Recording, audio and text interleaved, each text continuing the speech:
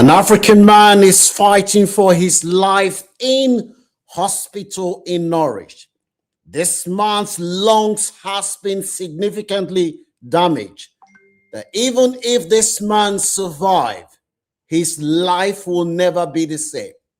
The saddest part of the story is that the person that caused this injury is not an outsider. If you know anyone who lives in the Western world who has children, kindly ensure that they see this video, because there are valuable lessons that can be learned from the story of this brother who came all the way from Africa in search of a better life. This man loves his children. He loves his children unconditionally, that he said he is prepared to do everything humanly possible for his children to join him when he finally settled in the UK. It wasn't easy for him to bring his children, as a lot of us know. He had to pay immigration. For him, his life is not accomplished. He hasn't achieved his goals if his children are not with him in the UK. Sit back as we share this story that hopefully somebody will learn a lesson from it. Frank is my name for those seeing my face for the first time. This is the place where we share the latest diaspora news and immigration to update and inform our audience.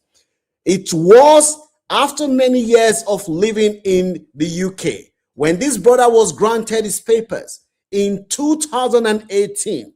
He said, "My children, they must come and join me. They are the reason why I am suffering. Everything I have done is because I want them to have a better life than me."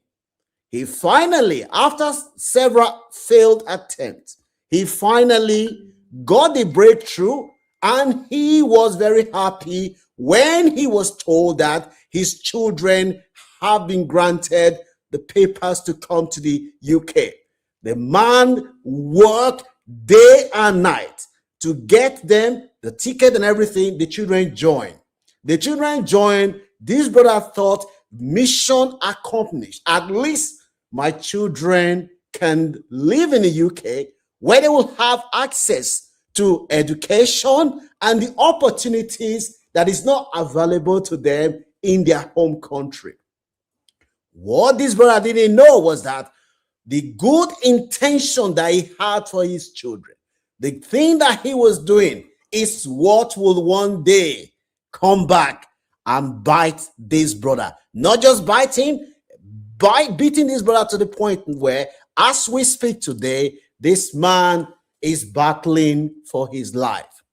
When his son, who is now 21 years, arrived in the UK, he settled with his father in Norwich. Initially, the boy had trouble adjusting to life in the UK. And the man was encouraging his son, "Son, be patient. It will take you time for you to adjust and acclimatize to your new environment." The man encouraged his son to focus on his education. A few years later, he noticed that his son, Marcelo, was knocking around with the wrong crowd. And this man was concerned because he knew that if the son continues on that pathway, the outcome is very, very bleak. He was hearing rumor that his son was knocking around with the boys that were not too good, involving in some form of criminalities. And the man was saying, the children that I brought for them to come to the UK and have a better life, now, if I had known, maybe I would have left this boy in my home country. At least there are people around who will be able to keep an eye on him if I wasn't at home. The man called his son one day and he said, "Son Marcelo, the path that you're following now, I'm not happy. I'm hearing a lot of news which doesn't look good. What is going on? Focus on your education." That was all the man was interested in, telling his son to focus on his education. That advice that he gave his son The son misinterpreted the advice. He felt his father was controlling. His father was wanting him to live the life that he could not live. Oh, because you didn't do well in your education, now you want me to achieve. What am I good? Let me live my own life. This man was shocked. Is this the same son that I spent all this money for my son to come to the UK and have a better life? Is that this boy that who is not disrespectful, who doesn't even greet me in the morning? I cannot believe what I am hearing about my son. This man had an argument with his son over this son's involvement in some form of criminalities and not focus on his education. After that argument, the son said, I am going to teach you a lesson. Remember, it was this man that brought the son, did everything for the son to come to the UK so that the son can have a life that the man couldn't have. Before you know what was happening, the son started doing researching where to get knife and other weapon, not to attack an outsider, but to attack somebody who is the closest person to him. What did the person did? Because he tried to tell his son, this way that you are going now, son, this way is going to lead you to only one outcome: prison or jail. Prison or you get harmed. After that, the boy did research. He ordered knife and serious weapon to the point where one day the man came home, him and his son, again, son, I'm hearing report that you're not focused on your education. What's going on? Is there anything you need from me? Let me know. Before you know what was happening, it is the father. Imagine you love your child unconditionally and you've done everything for your son to have a better life. Before you know what was happening, the boy started stabbing his father. If they thought it was a joke, he stabbed his father so hard that he used long knife to hit the father in the lungs. The lungs was stabbed. The knife broke. The boy picked up the broken knife and he was still using the knife to attack his father. He did not stop there. This is the face of the young man we are talking about today. He stabbed his father to the point where the father almost died. Whilst all this was going on, the father did not believe that his own son is doing this to him. The man almost at the point of death before his sister now had to call the emergency services. They said the boy was high under the influence of drug to the point where, as I speak to you today, this man, his life may never be the same again if he survived this attack. Now, this is not an isolated incident.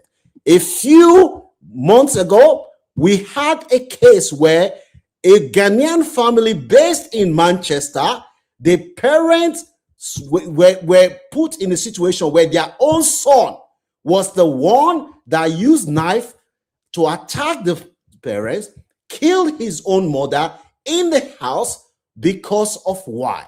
Now, the question that a lot of people are now asking, why is it that a lot of African children that their parents have done everything for their children to come to the UK in search of a better life? Why is it that the children now come to the UK, they turn their back on their parent and the point where they are not want to kill their parents? What is going wrong? What are the lessons that we can learn from this kind of cases that is happening? This is why I'm saying, if you know anyone who lives in the Western world who has children, please kindly ensure that they see this video. The case of this Ghanaian man, the mom died, the son killed the mom in the house. The boy used knife to attack the father to the point where the father suffered life-threatening injury. There is another case of a young man in Hounslow who killed his own stepfather that raised him. The question that we must ask ourselves as a community, what are we getting wrong? Is it lack of mental health awareness?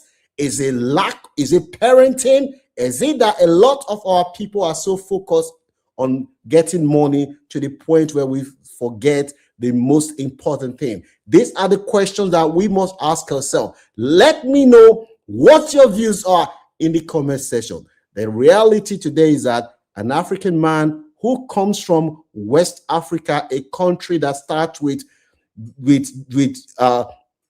Guinea, is now in fighting for his life, and is not an outsider. Is the son that he made all the sacrifices for that caused him the injury. So put your comment in the comment section whether you think it's mental health, parenting. Some people say it's spiritual attack. It is absolutely important that we keep this conversation going. Let me know what your views are. Don't forget to like this video, share, and subscribe if you haven't done so, and follow us on all our social media platforms as soon as we have